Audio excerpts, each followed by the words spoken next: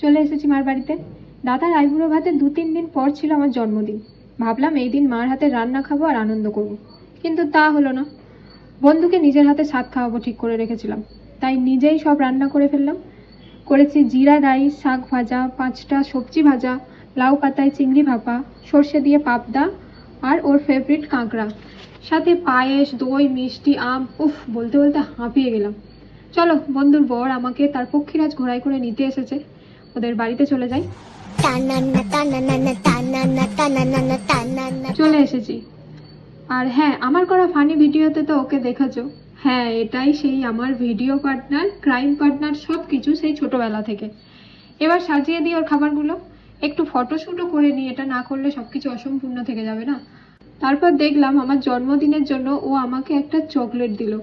সেটা পেয়ে তো আমি খুব খুশি হয়ে বাড়ি চলে এলাম। তো দেখা হবে পরের ব্লগে, টাটা।